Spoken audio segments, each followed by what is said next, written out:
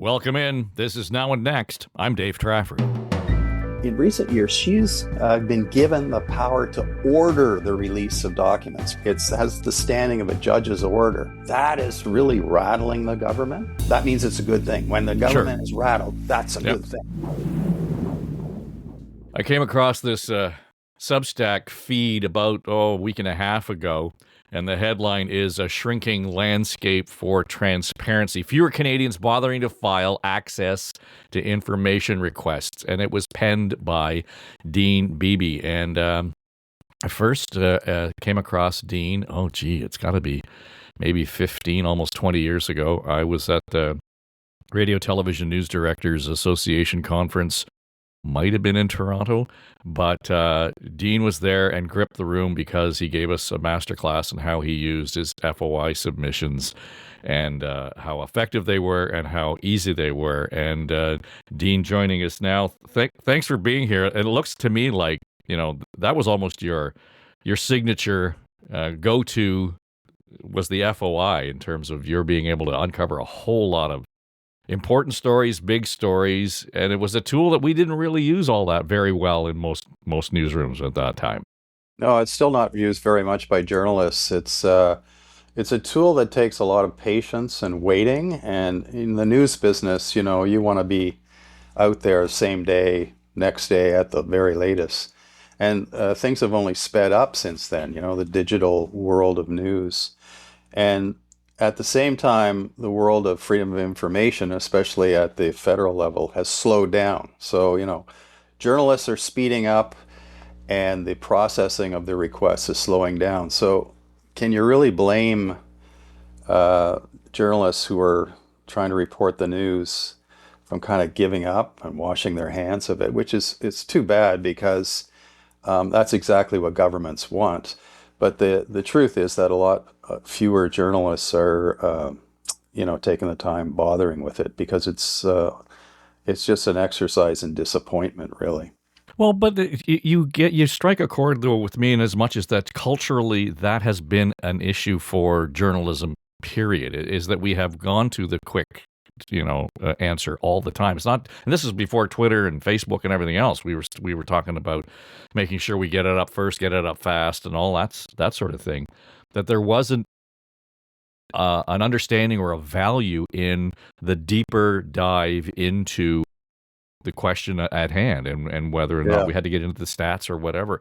So I think that has been really at the root of much of where we have seen the decline of journalism and newsrooms generally. Boy, if we had adopted more of that, your attitude in those days, Dean, there might have been a healthier environment right now. Well, I don't know. I know that, reporters are on a treadmill and they're working hard to produce every day. And it kind of, it does diminish the depth of the news report. It can diminish the depth of the news report if you're always sort of chasing the quick hit. And we have lost, I think, some of that depth of reporting. We have lost some of that depth.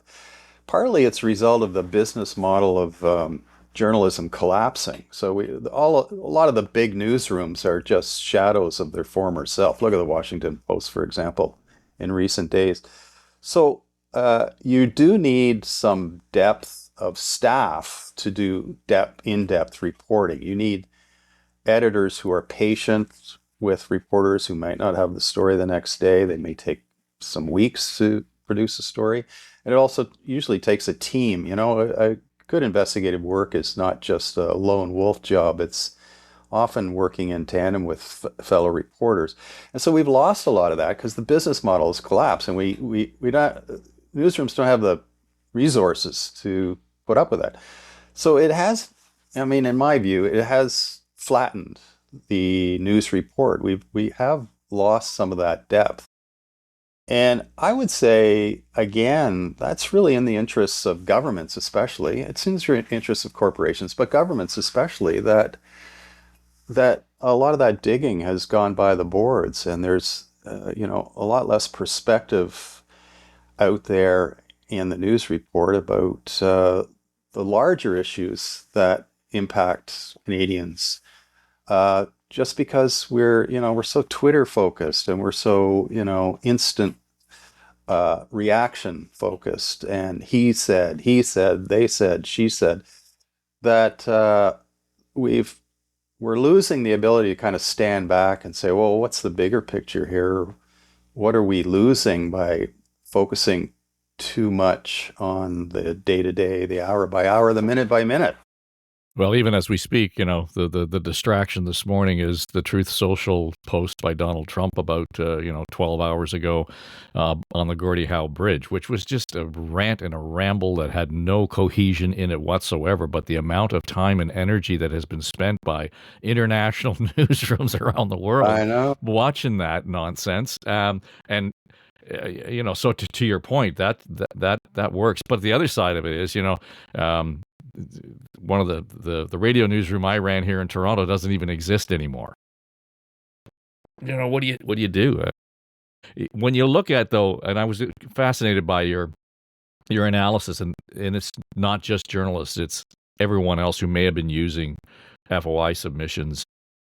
That's on the decline. Did you see a reason for it? Is it just too cumbersome? Yeah, first of all, I got to tell you, the government statistics are not quite trustworthy. They don't really do a professional job of collecting and reporting statistics. So I have to say that you got to take everything that they report with a grain of salt, because it's not it's not analyzed at all, and the numbers are somewhat suspect. But anyway, I think the longer term trend is, yeah, fewer and fewer users availing themselves of this law. And the law is available to anybody. If you're resident in Canada, you don't even have to be a citizen in Canada to use it. It's available to anybody, and it's pretty cheap to use. But in any case, fewer and fewer people using it because it takes so bloody long to get an answer. It takes so long to get records back to you that often issue that you were trying to expose or learn more about has kind of been lost. Like, it's long past the headline stage, and you're almost reduced to doing a kind of historical study. So I think that's behind some of the drop off in use of it. You're just not getting timely results. And if you want to have some input into public discourse, it's got to be, somewhat fresh. Information has a best before date when we're talking about reporting on public affairs. Mm-hmm. And again, I tell you, it's in the interest of government that these delays are endemic to the system. Of course, they have zero incentive to get you fast results, because it's just, half the time it's going to blow up in their face. It's going to make them embarrassed, and it's going to expose their incompetence. But that's the sad reality of it, that it's just getting too long to get results. So that's one thing. And also, I think the documents you do get are heavily censored, heavily redacted, whatever word you want to use.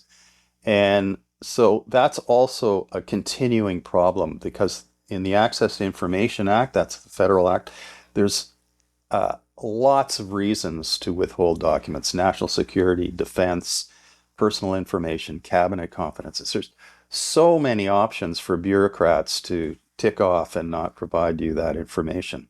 So I think both of those things, delays and the continued blacking out of documents, it's just, I really can't blame people for giving up, because,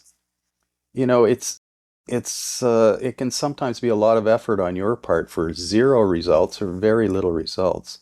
So I think that's largely behind the fall off. Of course, journalists are using it far less often themselves. Journalists should be one of the biggest users of You would these think. laws. You would think, yeah. But there are fewer of us around these days. Exactly. We're one of the few left standing today. And literally, there are fewer and fewer of us. So that accounts for a lot of the drop off in journalism. But also, as I said before, if you're a journalist, you need current information. You don't need information a year or two from now. it's just not going to help you or your career or a readership or a viewership. And so, yeah, so it's all the numbers of people using it seem to be dropping off. I think in your piece you noted that they were spending increasing more money to actually Yes. oversee the program in Ottawa with fewer results. That just didn't make any sense. No, it doesn't make sense, but that's government, right? Like Yeah, sure. it's really maddening that more and more resources are being poured into a system that delivers fewer and fewer results for ordinary Canadians.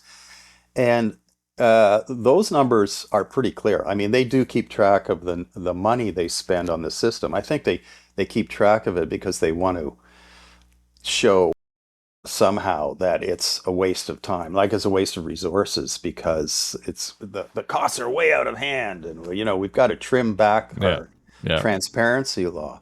But the fact is that it's getting more and more expensive each year and delivering fewer and fewer documents, results to the people using the system. And isn't that just like governments often, where, the more they spend, the less they produce? Well, there's what appears though they're spending more purposefully to produce less, just because they can, say we're being more attentive to the requests, and it takes more black ink to actually get the redactions done. Yes, All of that black sort of thing, ink. right? Yeah, black ink, very expensive these days. They got to buy barrels of it up in Ottawa. But yeah, I also think there's across the federal government, and I think many other governments, uh, there's a real difficulty transitioning to the digital age. A lot of departments still use way too much paper and communicate with way too much paper. And this is costly in and of itself to try to live in two systems, sort of a paper-based versus a digital system. A lot of government departments do that. They live in both systems, and it's unbelievably inefficient. Like at the RCMP, even today, they have to get paper from the various units within the RCMP to respond to your requests. They actually get paper, even though the originating unit within the RCMP has it digitally. Their system says, oh, you have it digitally, but you got to put it on paper and then send it to the ATIP shop, the Access to Information shop. And then they scan it to make it digital again so that they can, like, this kind of cost is just crazy. And it's a long recognized problem at the RCMP and other departments too, where their systems for providing information are so friggin' inefficient and ineffective that, yes, it drives the cost up, but to no good. Like, fix the problem, the underlying problem. Don't put band-aid after band-aid on it and tell us, you're putting more money than ever in the system as if that's going to make it better. You've alluded to two things that I wanted to pick up on. One was the paper side of things, and almost uniformly, anytime you would hear people say, "Well, we got our request back, but they charge us to print out the paper that they're sending us as opposed to digitally," and I suspect that that's evolving to some degree. But the other side of this is on redactions. And I know that there's a certain list of things and reasons why they can withhold information, but there doesn't seem to be a standard definition of what all of those things are. So, for example, if it's a hospital or if it's an education system or if it's a university or someone that's publicly funded, it's not just government that are subject to some of these FOI requests. There doesn't seem to be any kind of arbiter that says this is what this means in terms of redaction and why Yeah, you can and can't redact it. yeah, that's absolutely true. And there's another problem with the law. It doesn't define the exemptions clearly. So it introduces a lot of judgment for the bureaucrats. The bureaucrats can interpret the law in whatever way they feel is appropriate or Or in convenient their interest. or in the interest of their department. Yeah, yeah, yeah. Absolutely. And so it's often the case that you will get different redactions, different censoring from two different individuals in the same department, two different requests asking for the same thing. One individual responds differently than the other. That's how kind of sort of mixed up it is. Like there's no hard, clear definition of what needs to be censored. So this is a fundamental problem with the law as well. And that's why people like me who are calling for reform want it to be rewritten so it's clear to everybody, users and the bureaucrats processing, exactly what you mean. Like there's a section in the Act, Section 21, which refers to advice. And advice can be like, that can be stretched to cover anything. Advice, what? Like it used to be stretched to cover polls. Government does a lot of polling, pays for a lot of polling. And for a long time, we couldn't get these internal polls that they never published because they were considered advice. Even though there was no advice in the poll, it was just like taking a gauge of people's opinions. It was construed as advice and therefore was not releasable under Section 21. Well, after a fight, we fixed that one. But there's a lot more examples where the definitions are so wonky, so vague and fuzzy that a bureaucrat can interpret the law in the way that's most convenient to them and not so convenient for the user. Well, what this doesn't also take into account is this sort of lengthy appeal process. Some cases I know that it's gone in front of courts to challenge however the law is being interpreted. I mean, you take into account that cost and that level of lack of transparency. This should be alarming to a lot of people. Yeah. You know, we talked before about the rising costs of the system. Court costs are a part of it. Absolutely. A lot of lawyers get rich on this stuff, and a lot of government lawyers get a lot of work out of this stuff. The Ford government in Ontario, this isn't just federal, the Ford government in Ontario has gone to court on two occasions, like big court cases, to withhold mandate letters to cabinet ministers. It's not clearly spelled out in the Ontario law whether they're in or out, like can you access them or not. And that Ford government took that all the way to the Supreme Court and unfortunately won, so we can't see mandate letters. And they're just now doing another one where the Premier's cell phone records are in dispute now because he has a personal cell phone that he pays for himself, but he apparently does government business on it. And if you're doing government business on a personal cell phone, that's considered a government record. It doesn't matter if you paid for the phone or whatever. This one is also, I'm sure, headed for the Supreme Court. It's gone to the Ontario Court of Appeal. So all this is to say that, fuzzy definitions in the law are very expensive to taxpayers. Like that's why we need a fix in the various laws covering FOI to make it clear to everybody so we don't get into this bloody fight in the courts every time. Mm-hmm. Yeah, well, the Premier's phone issue is of some interest to our podcast On the Ledge, and your colleague Keith Leslie spent a good deal of time at the park there and is watching that pretty closely. So it's easy for the two of us guys at the stage we're at in our careers to be sitting on the park bench feeding the pigeons and bitching about this. Right? What comes of it except that the pigeons get fatter? Well, if I didn't believe we could improve the system, I wouldn't be doing podcasts and I wouldn't be writing a Substack column if I didn't honestly believe that we can't get a fix. Now, not to be completely negative, but let me just say one bright spot. Because of pressure from reformers like myself and others, the Information Commissioner of Canada, who is like the referee to the system, she answers to Parliament, not to government. She's an independent agent. In recent years, she's been given the power to order the release of documents. Previous to that, she could only encourage the release of documents. When I would file a request, they wouldn't give me the documents. I could appeal to her, but the best she could do was I urge the government to release. Well, now she can order them to release. It's has almost the standing of a judge's order. That is really changing. That's shaking up the bureaucracy, absolutely, because she's used this power hundreds of times since she got it, and it is really rattling the government. So um, that means it's a good thing. When the Sure. government is rattled, that's a Yep. good thing. So I think, you know, us old farts, yeah, we complain and we feed the pigeons and we rant and rave.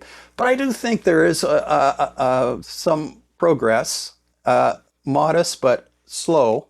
And I just think that's the way it's going to be. Governments will never willingly be transparent. I just think it takes citizens to keep at them and pressure them to to be more forthcoming with information.